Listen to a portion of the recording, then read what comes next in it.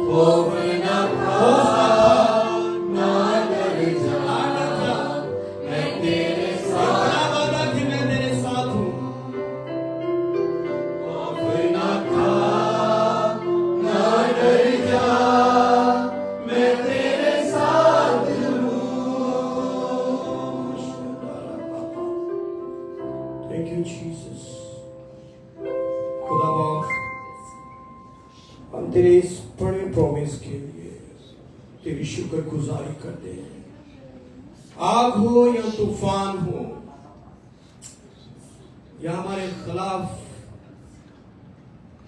कोई भी इब्लीस की मकारी हो, पहाड़ कितने भी ऊंचे हो, लेकिन खुदा ने हमें अपना नाम लेकर बुलाया है। हम जीते हुए हैं, हम जीते हुए हैं। ऐ खुदा, इस वक्त चाहता हूं कि अपने कलाम को नाजिल फरमा और खुदावंद तू आज हमें अपने कलाम में से सीखने का फजल दे और बरकत दे, रहनुमाई कर और मदद कर, यीशु मसीह के नाम में, यीशु मसीह नासरी के नाम में। हालेलुया, हालेलुया, हालेलुया, हालेलुया, आमीन, आमीन, आमीन। अब बैठ सकते हैं। खुदावंद आप सबको बरकत दे। हम खुदावंद अपने खुदा का शुक्र अदा करते हैं। कितना अच्छा गीत गाया ना हमने। क्या खुदा क्या कह रहे हैं कि ये खुदा की आवाज है, कलाम है। हमने कलाम गाया है। अभी हम कलाम को सुनेंगे, लेकिन हमने कलाम गाया है। तो क्या गाया हमने? खौफ ना खा, क्या क्या हो, पहाड़ हो, आग हो, कुछ भी हो, लेकिन खुदा कहते हैं मैंने तेरा नाम लेकर तुझे बुलाया है। आमीन। तो फिर ये सारी जो चीजें हैं, इनसे हमें कोई फर्क नहीं पड़ता। ये आ सकती हिडन आएंगे, लेकिन हमें कोई फर्क पड़ना नहीं चाहिए। अब आपको पता है कि ये कलाम जो है, ये कलाम जो मेरे हाथ में है, इसकी कौन सी एक वर्स जो आप भूलते ही नहीं है, जो आप सोचेंगे यार ये वर्स मेरे लिए है? कौन सा एक ऐसा लफ्ज इस बाइबल में से जो आप कहते हो कि यार ये मेरे लिए है? क्योंकि ये आपको पता है कि जो चीज यूं बनती है ना, वो यूं खत्म भी हो जाती है। लेकिन ये खुदा का कलाम 1500 ईयर्स में, 1500 सालों में लिखा गया, और इसको लिखने वाले 40 लोग, 66 इसकी जो बाइबल में जो किताबें हैं, बुक्स हैं, वो हैं। लेकिन इन सारी ये छोटी सी जो मैंने इंट्रोडक्शन बाइबल की दी है, इसमें से आपने आज तक ऑनेस्टली बताइएगा कौन सी एक ऐसी वर्स है जो आपने अपने लिए रखी हुई है कि ये मुझे हौसला देती है? कौन सा कोई एक ऐसा लफ्ज यार, इसमें अगर चैप्टर्स, वर्सेस, पेज अगर मैं बताऊं तो ये हजारों में बातें जाती हैं, लेकिन आप एक मसीह होते हुए कौन सा एक ऐसा लफ्ज, कौन सी एक ऐसी आयत आज तक आपने अपने अंदर रखने के, मैं जब भी मुश्किल में होता हूं, मैं जब भी परेशानी में होता हूं, मेरे ऊपर जब भी कितनी भी टेंशन होती है, मुझे जब फिक्रें आती है, जब मैं दब जाता हूं, जब मैं थक जाता हूं, जब मैं टेंशन में होता हूं, तो मैं वो वर्स को पढ़ता हूं तो मैं बिल्कुल इत्मीनान हासिल कर सकता हूं। कोई है?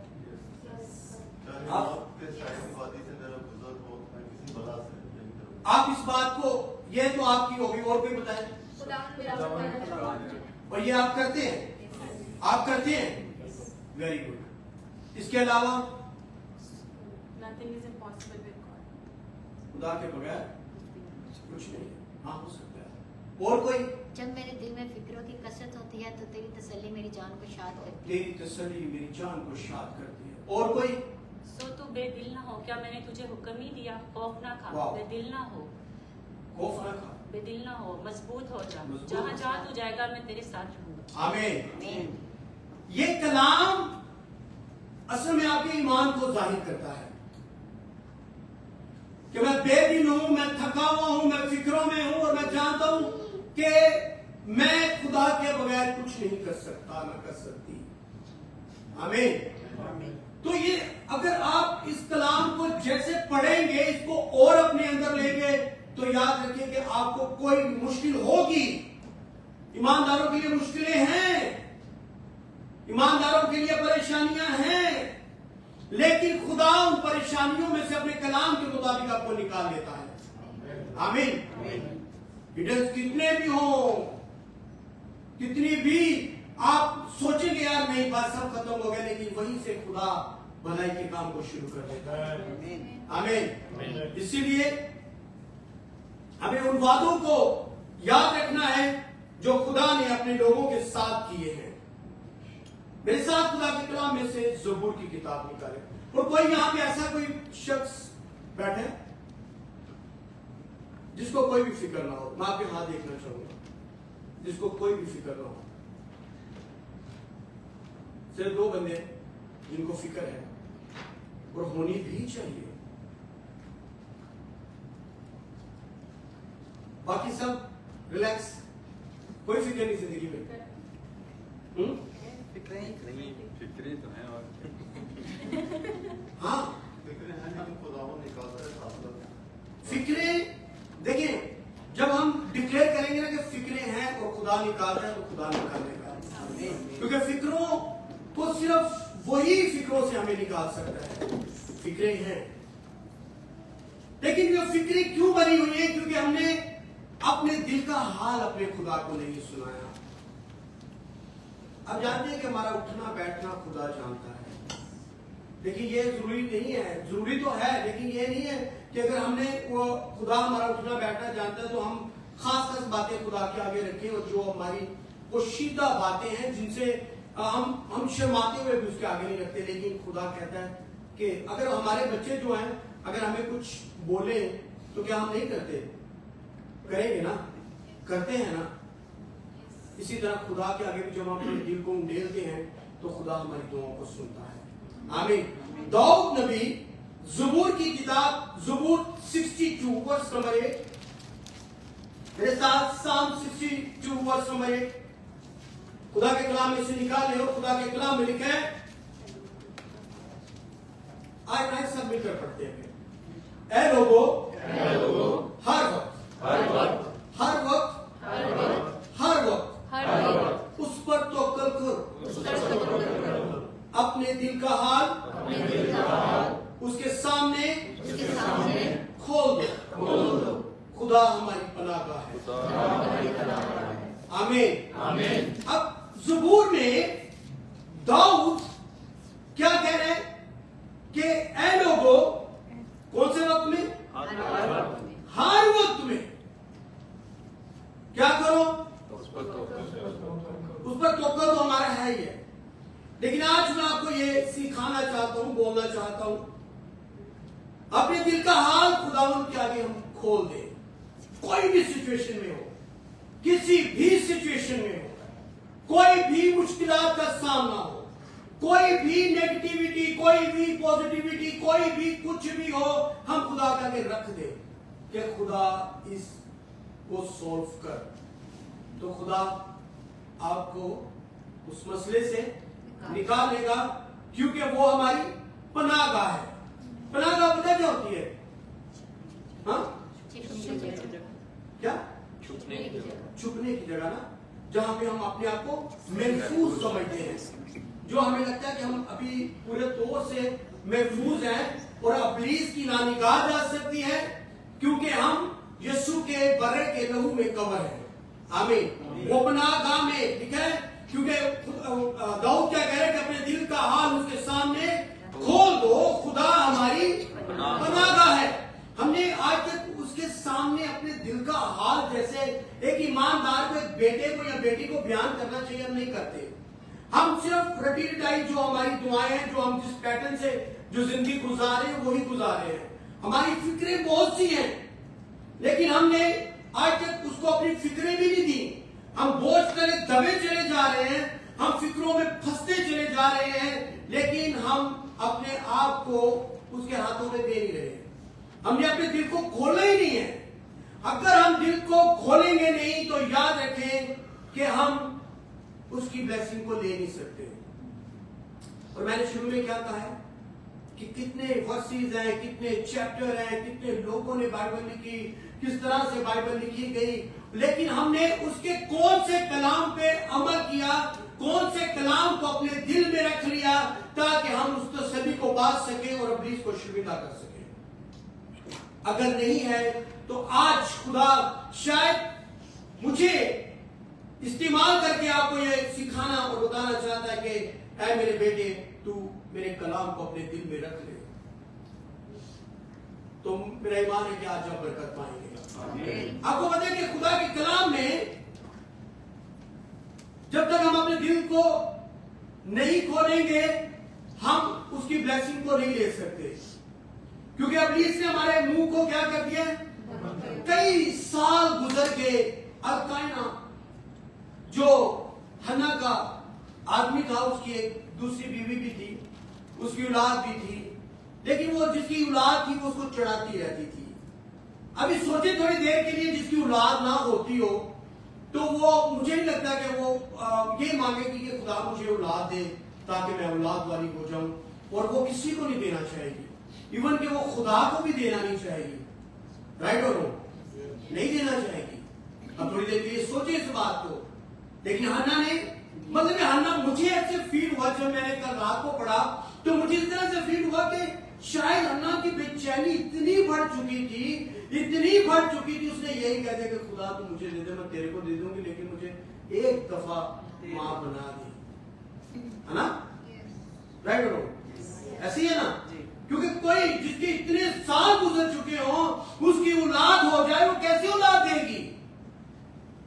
लिखा है खुदा के कलाम में, लिखा है कि जब उसकी जो सोतन थी उसको चढ़ाती थी, कई साल गुजर गए थे, लेकिन हन्ना ने क्या किया। हन्ना, खुदा के कलाम में लिखा है कि हैकल में जब आई, एलीकाइन जब दरवाजे में बैठा था और उसकी तरफ देख रहा था, और खुदा के कलाम में लिखा है, मेरे साथ पहला सैमुएल उसका पहला बाब अगर निकालेंगे तो मैं थोड़ा सा आपके लिए पढ़ना चाहूंगा। पहला सैमुएल पहला बाब और उसकी पहली 11वीं से मैं खुद ही पढ़ूंगा, सुन लीजिए। लिखा है, उसने मन्नत मानी और कहा है, ऐ अबलफाज, अगर तू अपनी लोंडी की मुसीबत पर नजर करे और मुझे याद फरमाए और अपने लोंडी को फरामोश ना करे।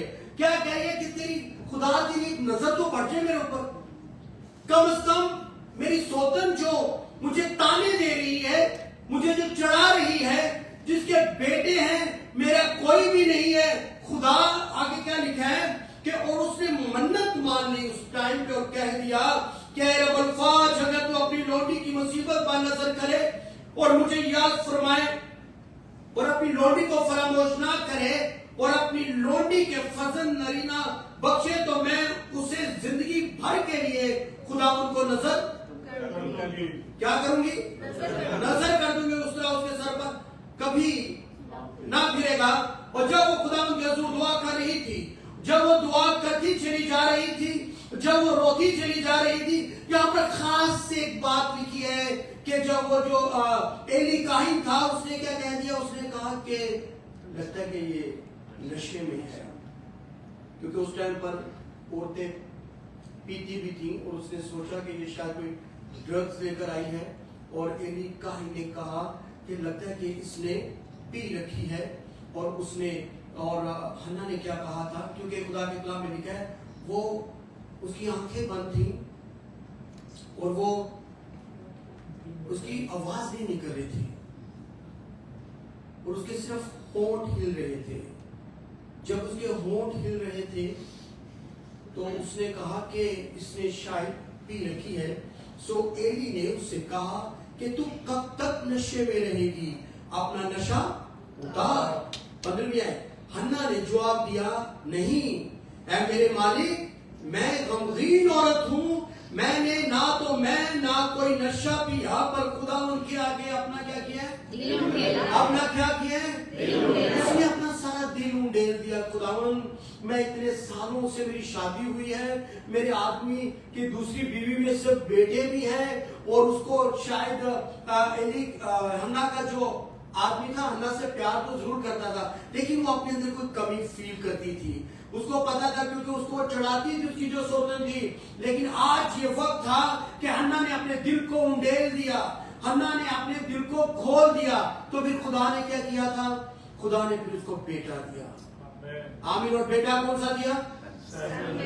फिर वो बेटा दिया जो कौम बनी इस्राएल का नबी हुआ। आमीन। आपके काम में देर हो सकती है, लेकिन ये नहीं कि खुदा की नजर आपसे हट गई है। खुदा की नजर आपके ऊपर है, लेकिन जब चीजें पूरी होनी शुरू होगी, जब हम अपने दिल को उसके आगे उंडेल देंगे, जब दौड़ कहते हैं कि लोगों हर वक्त उस पर तवक्कुल करो, अपने दिल का हाल उसके सामने खोल दो, खुदा ही हमारी पनाहगाह है। हम अपनी फिक्रों को लेकर घूमते चले जा रहे हैं, हम अपनी फिक्रों को लेकर उठाए हुए हैं और अपनी फिक्रें उसको दे ही नहीं रहे और हम बोझ तले दबे चले जा रहे हैं। आज मैं आप यही चाहता हूं कि आज किसी ना किसी कलाम के एक हिस्से को आप लेकर जाएं और उसके ऊपर तवज्जो करें, उसके ऊपर ध्यान दें, उसको बार बार बोले ताकि खुदा आपकी जिंदगी में गहरे तौर पर काम करे। आमीन। आगे क्या खुदा के कलाम में लिखे? क्या खुदा के कलाम में लिखे? तब एली ने उसे क्या किया? जब उसने अपने हाल बयान किया खुदा के आगे, उसने बोला कि मैं नशे में नहीं हूं। तब एली लिखा, तब एली ने जवाब दिया, तू सलामत जा और इस्राएल का खुदा तेरी मुराद जो तूने उससे मांगी है पूरी करे। आपकी दिल की मुरादें जो भी हैं, खुदा के बेटे यीशु मसीह नासरी के नाम में वो पूरी करने की कुदरत रखता है। आमीन। आपकी दिल की मुरादें लेकिन आपने अपने तक रखी हैं, आपने आमीन भी बोला है, लेकिन ये बात आप खुदा के आगे दिल खोल कर करेंगे, नहीं खुदा मुझे ये नहीं, ये चाहिए। हमें आपसे कुछ शर्माते हैं, आपसे लोग कहते हैं और रोकर भी, पकड़ कर भी, जिद से भी कहते हैं। हम अपने दिल का हाल खोले तो सही, या एक दफा कह के थक गए, थकना भी नहीं है। इसीलिए खुदा के कलाम में क्या उसने कहा, तेरी खादमा पर तेरे कर्म की नजर हो। तब वो औरत चली गई और खाना खाया और फिर उसका चेहरा उदास न हुआ। आपका चेहरे की उदासी यीशु के नाम में जाती रहेगी जब आप अपने दिल को खोलेंगे। आमीन। क्योंकि अभी हमारे दिल के अंदर जो चीजें हैं वो बाहर नहीं निकल रही, इसलिए हमारे दिल उदास हैं, हमारे चेहरे उदास हैं, हम किसी को कुछ कह नहीं पा रहे। अगर हम अपनी, मैं बार बार एक जिक्र कर रहा हूं फिक्रों का, कि जब तक हमारी फिक्र हम अपने खुदा को नहीं देंगे, खुदा हमारी कैसे फिक्र करेगा। आमीन। इसीलिए हमें क्या करना है? हमें अपने दिल को खोल देना है, हमें अपने दिल को। और खास बात, फिर जब सैमुएल हुआ, वो अपने बेटे को छोड़कर आई, उसके बाद उसने बड़ी जबरदस्त, बड़ी स्ट्रॉन्ग प्रेयर की खुदा के हुजूर में। और वो मेरे साथ अगर आप देखना चाहते हैं तो हन्ना के ताल्लुक से उसका इसी पहला सैमुएल दूसरे बाब में खुदा के कलाम में लिखा। आप सुने, अब उसके ऊपर जो उदासी नहीं आई ना, उसके चेहरे पर जो रौनक आई, उसको ऐसे फील हुआ कि मुझे जिंदगी का वो ताज मिल गया है, मुझे जिंदगी में जो कुछ मैं चाहती थी खुदा ने वही कुछ मुझे दे दिया। और लिखा है खुदा के कलाम में, लिखा हन्ना की दुआ, ये लिखा हन्ना ने दुआ की और कहा कि मेरा दिल खुदावंद में मगन है। अब क्या कह रही है वो? कि मेरा दिल खुदावंद में मगन है, मेरा सींग खुदावंद के तुफैल से ऊंचा हुआ। कौन सा सींग? सींग समझते ना, ये सींग वो है जो एक क्राउन, जो ताज। खुदा कहती कि खुदा ने मेरी दुआ को सुना और एक ताज को मेरे ऊपर रख दिया है। वो इतनी खुश है और दुआ कर रही है कि मेरा दिल खुदावंद में मगन है, मेरा सींग खुदावंद के तुफैल से ऊंचा हुआ, मेरा मुंह मेरे दुश्मनों पर खुल गया, क्योंकि मैं तेरी निजात से खुश हूं। वो अब कह रही है कि मैं खुदावंद, मेरे ऊपर गम था, मेरे ऊपर तकलीफें थी, मैं शर्मिंदा थी, औलाद नहीं थी, कुछ भी नहीं था, लेकिन मैंने जब खुदा तेरे हुजूर में अपने दिल को खोला तो कह रही है कि खुदावंद की मानिंद कोई कुदूस नहीं, कोई तेरे सिवा कोई है ही नहीं, और ना कोई चट्टान है जो हमारे खुदा की मानिंद हो। इस कदर गरूर से और बातें ना करो। क्या कह रही है? क्या कह रही है? गरूर से बातें ना करो, घमंड ना रहे, शेखी ना रहे, बल्कि आजिज़ी के साथ, हलीमी के साथ। और लिखा है और बड़ा बोल तुम्हारे मुंह से ना निकले, क्योंकि खुदाए अजीम है और अमाल को तोड़ने वाला जोरावरों की कमानें टूट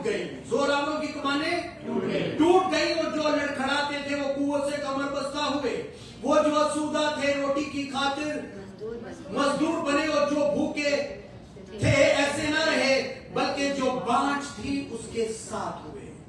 आमीन। पहले क्या थी वो?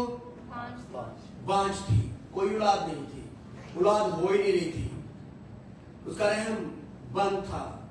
लेकिन खुदा ने जब उसने अपने दिल को खोला तो खुदा के कलाम में लिखा है कि सैमुएल के दूसरे बहन भाई भी हुए और उसके फिर साथ हुए। और खुदा की कुदरत को देखें कि खुदा, जब तक मैं आज आपको यही कहना चाहता हूं कि जब तक हम अपने दिल को नहीं खोलेंगे, जब तक हम अपने दिल को नहीं उंडेलेंगे, जब तक उसके हुजूर में बैठ के दुआ नहीं करेंगे, तो हमारी फिक्रें कम नहीं होंगी, बल्कि फिक्रें बढ़ती ही चली जाएंगी। अगर खुदा के कलाम में पहला पत्रुस उसके 5 बाब उसकी 6 और 7 आयत में क्या, बस खुदा के कभी हाथ के नीचे रोशनी से रहो ताकि वो तुम्हें वक्त पर सरबुलंद करे। आपके लिए सरबुलंदी का एक वक्त है, उससे पहले सरबुलंदी नहीं होगी। लेकिन जब हम खुदा को अपने आप को सौंप देते हैं तो चीजें बदलना शुरू हो जाती हैं। और लिखा और अपनी सारी फिक्र, कितनी? थोड़ी सी, सारी फिक्र, रत्ती रत्ती, छोटी छोटी, कोई भी जो फिक्र है, लिखा है अपनी सारी फिक्र उस पर डाल दो क्योंकि उसको तुम्हारी फिक्र है। खुदा ने फिक्र उसके हवाले करने के लिए बुलाया है। हमें खुदा अगर बुलाता है ना तो क्या कहता है कि तू आजा, मैं तेरे साथ, और अपनी सारी फिक्र मुझे दे दे क्योंकि मुझे तेरी फिक्र है। लेकिन अगर हम किसी भी वजन को अपने सर पर उठाए हुए घूमते रहे, आपके पास जगह भी है, आपके पास एनर्जी भी है, सब कुछ है, लेकिन अगर आप सब अपनी फिक्र को उतार ही नहीं रहे तो खुदा का कसूर है, खुदा कसूरवार है। फिर हम क्यों बुड़बुड़ाते हैं? क्योंकि खुदा कहता है कि अपनी सारी फिक्रें मुझ पर डाल दे, मैं तुझे वक्त पर सरफराज करूंगा। लेकिन हम वक्त पर सरफराज इसलिए नहीं हो रहे कि हमने अपना बोझ, अपना भार खुद उठाया हुआ है। हम अपने फिक्रें उसको दे देता क्योंकि उसको हमारी फिक्र है। और याद रखिए इस बात को कि यहाँ पर जो लिखा है ना, ताकि वो तुम्हें वक्त पर सरबुलंद करे और अपनी सारी फिक्र उस पर डाल दो। हमारे साथ है। Hello, Yes. Praise the Lord, praise the Lord. क्या लिखा है? और अपनी सारी फिक्र उस पर डाल दो। कोई रिक्वेस्ट दिखाई दे रही है? कोई एडवाइस है? ये क्या है? ये हुक्म है, इस बात का हुक्म है। क्या लिखा है? और अपनी सारी फिक्र उस पर डाल दो। ये नहीं वो कह रहा कि अगर थोड़ी थोड़ी फिक्र किया करो, या आपकी मर्जी है डालनी है तो डाल दो, नहीं डालनी तो ना डालो। ये एडवाइस नहीं है, ये क्या है? ये हुक्म है कि उस पे ऊपर क्या करो? सारी फिक्र डाल दो। कुछ लोग कहते हैं क्या करें कि फिक्र करनी पड़ती है, ऐसे भी है ना?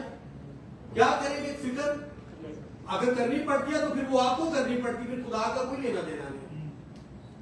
और कुछ हमारे बहन भाई तो ऐसे भी हो तो यहां तक भी कहते हैं कि करिए, फिक्र की जिंदगी का हिस्सा ही है ना, ऐसे ही है ना।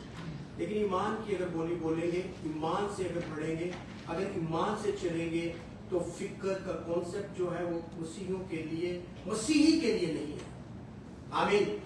अगर उसने हमने अभी जो लास्ट हम क्या गा रहे थे कि पहाड़ हो, आंधियां हो, तूफान हो, कुछ भी हो, उसने हमें नाम लेकर बुलाया है, उसने हमें फिक्रों के लिए पैदा नहीं किया।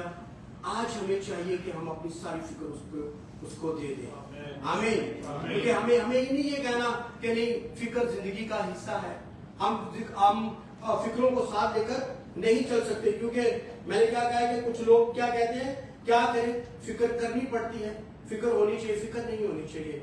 ईमानदार, हाँ, हमें फ्यूचर की फिक्र ये होनी चाहिए कि वाकई वो आसमानों से आने वाला है, हमें तैयारी करनी है। हमें फिक्र ये होनी चाहिए कि वो जब आएगा तो क्या हम रेडी होंगे। हमें फिक्र ये करनी चाहिए क्या हमारे जो औलाद है वो मसीह में बढ़ रही है, क्या हमारी औलाद जो है वो कलाम सीख रही है। तो हमारी ये फिक्र होनी चाहिए। ये नहीं होना चाहिए कि हम खाएंगे कहां से और पिएंगे कहां से, क्योंकि ये फिक्र हमें नहीं करनी, हमें आगे बढ़।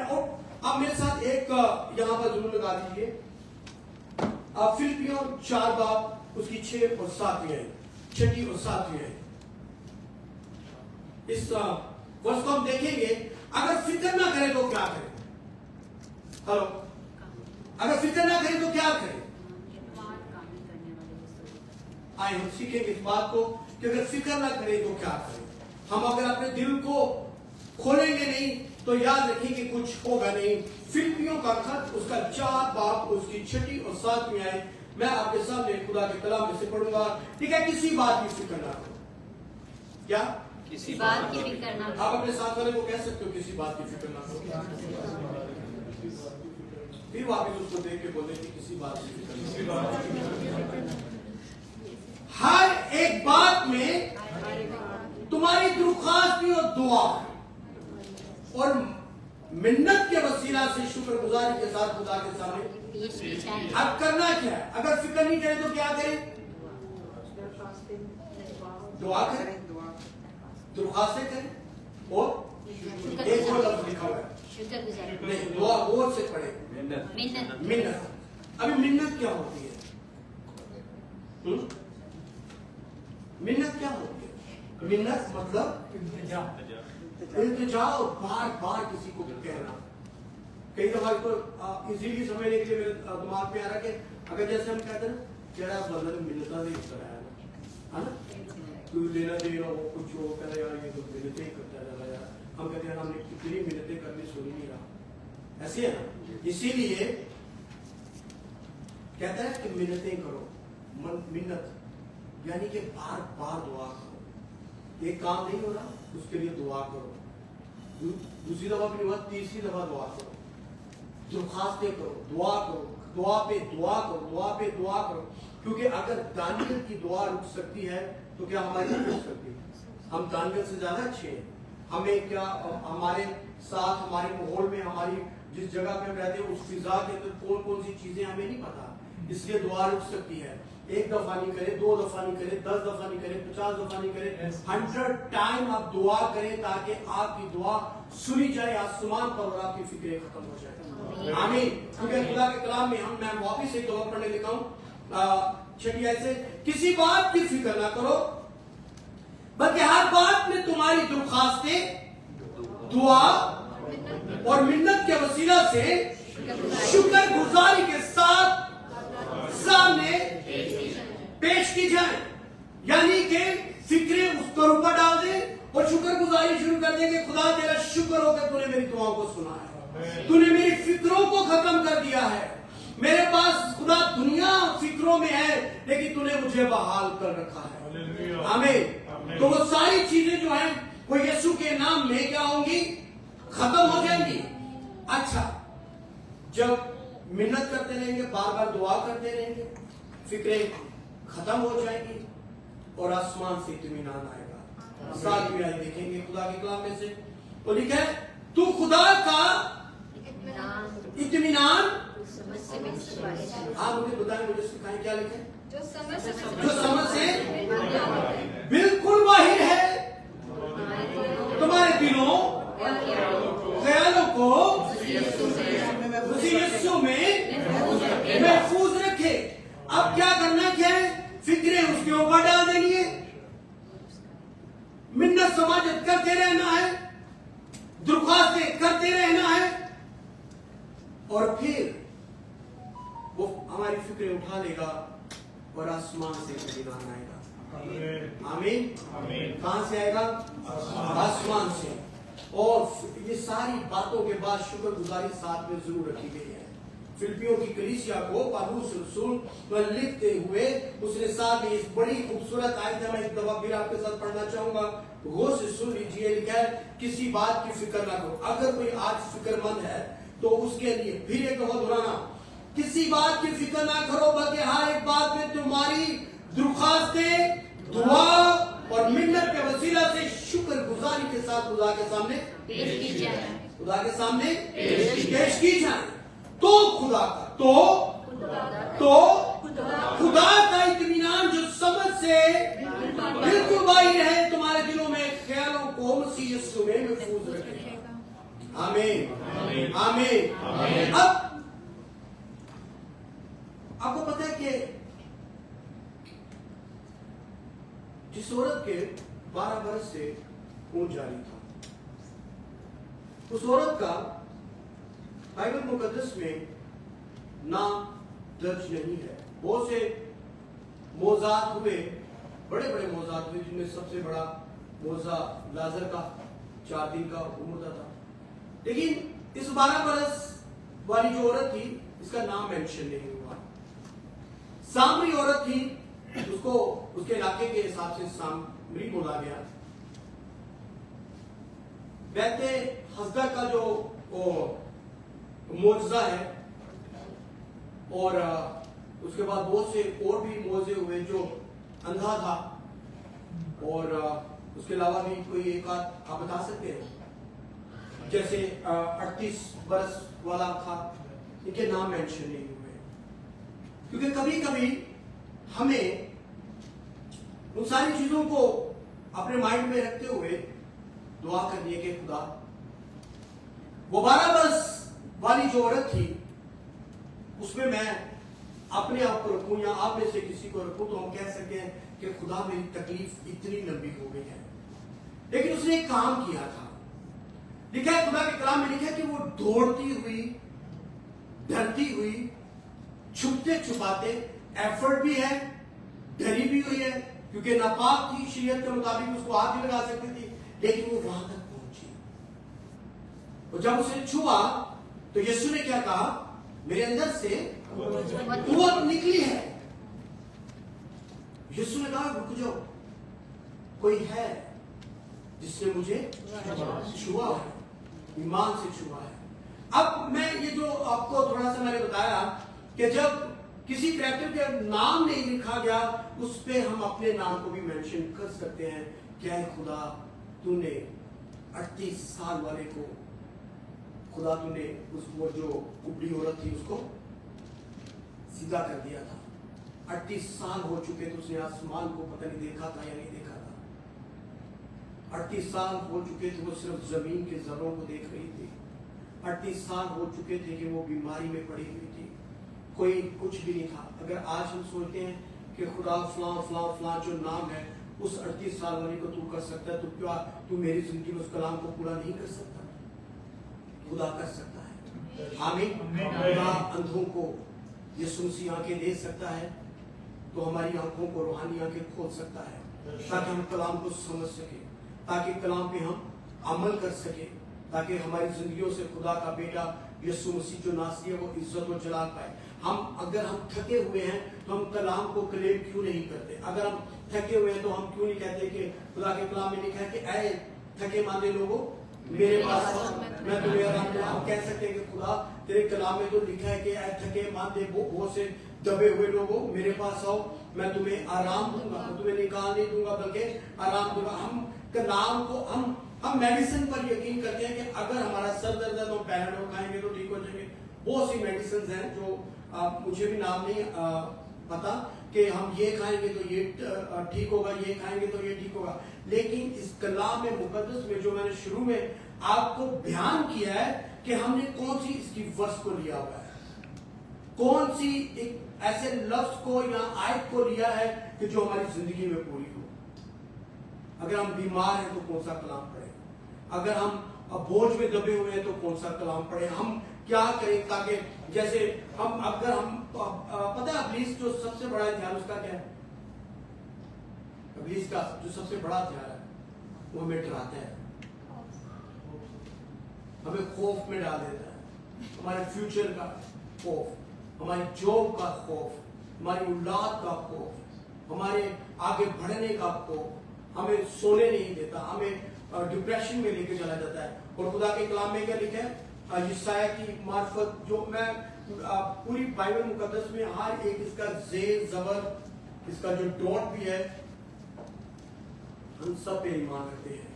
लेकिन अगर मैं जब ज्यादा परेशान होता तो मैं अपने सर पे हाथ रख के सिर्फ यशायाह 41 की 10 जो है वही पढ़ता हूँ, और वो मुझे समझ लगे अभी तो रटी हुई है कि मैं नींद में भी उसको पढ़ सकता हूँ। फिर वो इजी है क्योंकि मैंने उस कलाम पे बहुत गौर किया है।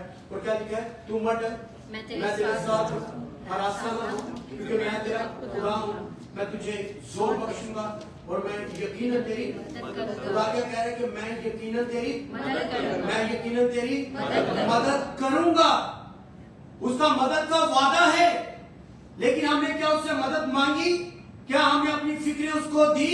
नहीं, क्योंकि खुदा के कलाम में अगर आगे थोड़ा सा बढ़े तो यशायाह की किताब उसका 40वां बाब उसकी 29, 30, 31वें आयत में क्या लिखा है कि वो थके हुओं को क्या करता है? जोर बचता है। वो थके हुओं को जोर बचता है, ना तावान की तवानाई को ज्यादा करता है। नौजवान भी थक जाएंगे और मांदा होंगे और सूरमा बिल्कुल गिर पड़ेंगे, लेकिन खुदावन का इंतजार करने वाले असर नो जोर हासिल। खुदावन का इंतजार करने वाले क्या करेंगे? असर नो जोर हासिल करेंगे। लेकिन अगर हम खुदा के आगे अपने दिल को ही नहीं खोलेंगे, अगर हम अपने आप को मुसीबतों में रहने देंगे, तो खुदा का कोई कसूर नहीं है। खुदा ने तो कहा क्या मेरे बेटे मेरे पास आ जा, है मेरी बेटी मेरे पास आ जा, क्योंकि मैंने तेरे लिए क्या किया? क्या दिया है? फिदिया दिया गया है। लेकिन आज भी हम फिक्रों में रहकर मुसीबतों में पड़े हुए हैं। और ज़बूर 22 उसकी 20 आयत में खुदा के कलाम में लिखा है, ऐ मुसीबत ज़दो मेरे पास आओ, मैं तुम्हें आराम दूंगा। और खुदा के कलाम ये इस वर्ष को निकाल 20 बाब की 24वें आयत में लिखा है, क्योंकि उसने ना तो मुसीबत ज़दों की मुसीबत को हकीर जाना, ना उनसे नफरत की, ना उनसे अपने मुंह को फेरा। अब देखिए खुदा की क्वालिटी देखें। अगर हमारा कोई दोस्त हो ना, तो हमेशा फिक्रे लेकर उस पर चले जाएं। और बहुत से अगर हम बातें भी सुनते तो वो कहते हैं कि ऐसे लोगों के साथ उठना बैठना ही नहीं चाहिए जो हमेशा रोते रहे। लेकिन हमें उनके पास बैठकर उनको तसल्ली देनी चाहिए, उनको खुदा का कलाम सुनाना चाहिए, क्योंकि खुदा के कलाम में ज़बूर की किताब उसका 22वां ज़बूर और 24वें आयत में लिखा है, क्योंकि उसने ना तो मुसीबत ज़दों की मुसीबत को हकीर जाना। अगर कोई मुसीबत ज़दा उसके पास आया तो उसने ये नहीं कहा कि यार ये क्या है, यार ये रोज ही एक ही बात, दो ही मुसीबतें लेके मेरे पास आ जाता है ना, ऐसे नहीं। उसने बोला है कि ना तो मुसीबत ज़दों की मुसीबत को हकीर जाना और उनसे नफरत भी नहीं की, उनको गले लगा लिया, उनको उठा लिया, अपने हाथों में ले लिया, ना उनसे नफरत की, ना उनसे अपना मुंह छिपाया। या ये नहीं हुआ कि यार जाकर उसको बोल दे दुआदा लोगों को उसको कौन है प्लान, नहीं उसको बोल मैं घर में नहीं, है ना। उसने अपने मुंह को भी नहीं छुपाया। ये खुदा ही है जो अपने बेटों बेटियों से करता है। आप उसके बेटे और बेटियां हैं, आप दूसरे को बोले कि खुदा आपसे प्यार करता है। अच्छी तरह उसको देखे तो थोड़ा मुस्कुरा। आमीन। लिखा है क्योंकि उसने ना तो मुसीबत ज़दों की मुसीबत को हकीर जाना, ना उनसे नफरत की, ना उनसे अपना मुंह छुपाया, बल्कि जब उसने खुदा से फरियाद की तो उसने सुन ली। लिखा है कि जब उसने अपने दिल को उंडेला, जब उसने अपने दिल को खोल दिया, जब उसने सारी दुआ और सारी रिक्वेस्टें और सारी मुनाजात खुदा के आगे रखी, तो खुदा ने फिर अपने मुंह को नहीं छुपाया, बल्कि लिखा है कि खुदा ने उनकी सुन ली। खुदा ने उनकी सुन ली, उसकी फरियाद को सुन लिया, उसकी इल्तिजा को सुन लिया, और सारी बातों में खुदा ने उसको अपने गले लगा लिया। और आज ये मौका है, ये वक्त है, क्योंकि खुदा कादिर मुतलिक है और खुदा ने हमें कसरत से बरकत दी। मैं आज सिर्फ यही आपसे चाहता हूं कि कलाम की किसी, जब आप कलाम पढ़ते हैं ना, मुझे पता सारे आप कलाम पढ़ने वाले लोग हैं। आमीन। मैं हाथ देख सकता हूं। आमीन आमीन हालेलुया। लेकिन नहीं भी पढ़ते तो कोई बात नहीं, लेकिन आज वक्त है कि आप बोले कि हाँ खुदा मैं पढ़ना शुरू करूंगा, मैं पढ़ना शुरू करूंगी। कई दफा मैं सोचता हूं हम बहुत सी बातों में परेशान रहते हैं। हम दूसरों के पास भी जब बैठते हैं तो हम घंटा घंटा उनको दुख सुनाते हैं, 1 घंटा 2 घंटे, जब तक वो सुनता रहता है हम सुनाते रहते हैं। हम मेडिकल के लिए स्टोर में जाएं या हॉस्पिटल में जाएं, बहुत से रुपया पैसा वक्त जाकर लगाते हैं और करते हैं, लेकिन दुआ, ईमान से की हुई दुआ, उसी टाइम मौजा हमें मिल सकता है। आमीन। लेकिन हम फिर भी कलाम से अपने दिन का आगाज नहीं करते, हम दुआ से अपने दिन का आगाज नहीं करते। जो रात को हमारे अंदर जो बातें चल रही होती है, सुबह वहीं से हम अपने उन चीजों को कंटिन्यू करते हैं। तो फिर दिन कैसे बदलेंगे, हालात कैसे बदलेंगी, फिक्र कैसे आप उस पर डोलेंगे। हाँ, रोज की जो फिक्र है उसको कहें कि खुदा मैं अपनी सारी फिक्र खुदा तुझे देता हूँ। मैं अपने सारे रोजगार का कंट्रोल तुझे देता हूँ, मिनिस्ट्री का, अपने रिश्तेदारों का, अपनी औलाद का, अपनी बीवी का, अपनी बेटियों का, अपने बेटों का सारा कंट्रोल खुदा तुझे देता हूँ। तो खुदा उस कंट्रोल को लेगा। आमीन आमीन आमीन। आए अपने कदमों पे खड़े और शुक्रगुजारी करेंगे क्योंकि खुदा। और मैं चाहता हूँ कि हम अपने पूरे दिल को उसके आगे उठेंगे। आप कहां पर हैं कोई फर्क नहीं पड़ता, आप किस जगह से गुजर रहे हैं, किन लोगों में रह रहे हैं, लेकिन हमें आगे बढ़ना है और अपने दिल को खोलना है। हम अपने दिल को खोलेंगे तो याद रखें कि हमारी फिक्रें कम होंगी, हमारा दिल हल्का हो जाएगा, हमारे काम ठीक हो जाएंगे। लेकिन अगर हमने ये कुछ नहीं किया तो याद रखें, पता है कि जब किसान बीज बोता है ना, तो वो जमीन को जो है ना वो जरखेज करता है, वो क्या बोलते हैं उसको, हाल चलाता है, वो नरम करता है ताकि, लेकिन उसके अंदर जहरीला बीज या जड़ी बूटी कोई भी कहीं सर भी आके उसके अंदर आ जाए ना, तो फिर उसको बहुत सी स्प्रे करनी पड़ती है, फिर उसको वापस वो जो ना हल चलाना पड़ता है, वापस वो चीज़ों को ठीक करने की कोशिश करता है ताकि बीज जो है वो खराब ना हो। इसी तरह से जब हम अपनी फिक्रों को साथ रखते हैं और हमारी फिक्रें साथ रहती हैं ना, तो हमारी जिंदगी खत्म हो जाएगी, हमें अच्छे से अच्छा रोजगार मिल जाए, कोई फर्क नहीं पड़ने लगा। वो फिक्र खत्म होगी तो दूसरी शुरू हो जाएगी, दूसरी खत्म होगी तो तीसरी शुरू हो जाएगी। इसलिए हम अपने दिल को खोल कर अपनी फिक्रों को अपने खुदा के आगे दे दें जो हमारी फिक्र करता है। आमीन हालेलुया हालेलुया। आइए अपनी आंखों को बंद करें, अपने सरों को झुकाएं। और मैं चाहूंगा पास्टर सैमुअल यहाँ पर आए।